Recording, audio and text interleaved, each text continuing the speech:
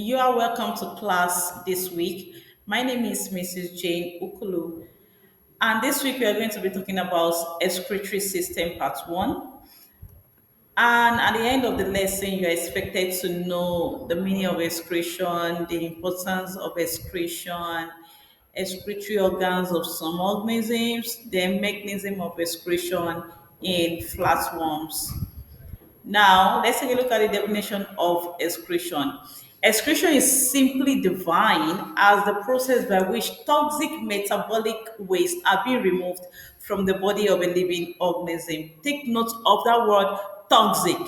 Toxic means poisonous substances. So the process of removal of these poisonous substances from the body of a living organism is what we call excretion. And these poisonous substances must be eliminated from the body because if they are not eliminated, they become toxins in the body of the organism and may bring about deviation from the state of normal health of the human being. Now, why is excretion so important? Number one is to maintain the water balance in the living organism. Water balance, like osmoregulation, maintenance of osmotic pressure in the body of the living organism is very, very important. The level of water must not be too high, must not be higher than what the body requires. So there's a need for the water balanced to balance the water content in the body of the living organism. And the second one is to remove poisonous and unwanted substances from the body of the living organism. I just said it the other time that if these poisonous substances are not removed from the body, they become toxins to the body and they may just cause a deviation from the normal state of health of that living organism. Number three is it helps in controlling the body temperature. And number four, it helps to maintain salt balance. We call it homeostasis. Then it also saves some protozoa, such as amoeba, from bursting. Because if the level of water in them is too much, it can cause the organism to burst. So as a result, there must be an equilibrium between the water contents in the body and that of the environment to maintain the quantity of water in the body of that protozoa. Now, let's take a look at mechanism of excretion in some organisms. Number one, the amoeba. I just said it the other time that the amoeba is an example of a protozoa, and the amoeba needs to excrete the volume of water entering into its body, because if it is not excreted, it can cause the bursting of the amoeba. Now, excretion in most amoeba is by the use of the contractile vacuole. So the contractile vacuole is the organ of excretion in most of the unicellular organisms. This is a simple cavity found in the cell of freshwater protozoa that helps to eliminate water from the cell.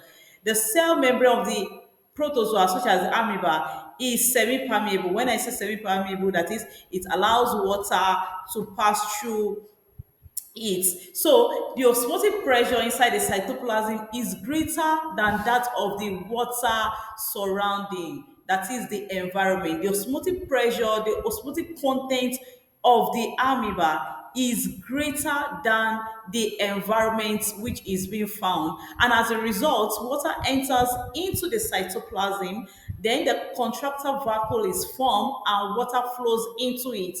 And when it reaches its maximum size, it contracts.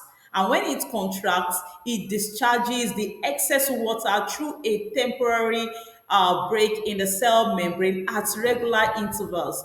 And if this water is not excreted, what happens to the amoeba? The amoeba will be so turgid, and after some time it's burst. So to prevent the bursting of amoeba, there should be a constant elimination of the cytoplasm when it gets filled up. So excretion of waste products such as the carbon dioxide and, and ammonia is by diffusion through the cell membrane of the protozoa. Now, let's take a look at excretion in flatworms. When I say flatworms, you all know the flatworms, you know examples of flatworms. We have tapeworm there, we have planaria there, and the likes. So, the flatworms, they make use of their flame cell, unlike the protozoa that make use of their contractile vacuum. The flatworms make use of their flame cell as their own excretory organ.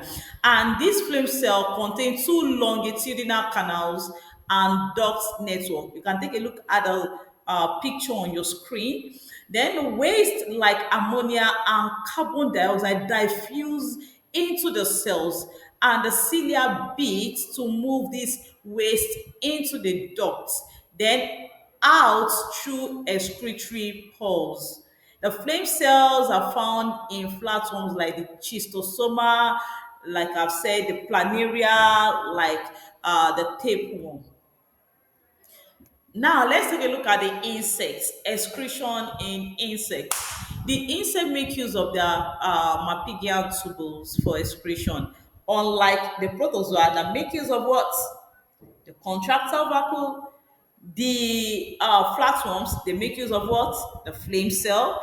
Now the insects, they make use of their mammalian tubules. And this mammalian tubules is located between the midgut and the hindgut. Take a look at the picture on your screen. It is located between the hindguts and the midguts. These tubules absorb nitrogenous waste like potassium urate from the blood. Then inside, they convert this into uric acid and bicarbonates. Then the bicarbonate and water are reabsorbed, leaving concentrated uric acid. And this uric acid mixes with feces and is passed through the rectum. You can see it as it's going through the rectum, and from the rectum it goes outside. So water is reabsorbed again, and the dry waste and uric acid are excreted through the anus. Now you have a few assignments here. You will tell me what excretion is. You will give the importance of excretion and briefly describe excretion in a named protozoa. Thank you for listening. For any question, you can direct your question to jane.ukulu@greenland.org. I'll be willing to answer all your questions. And before then, do have a nice day. Bye.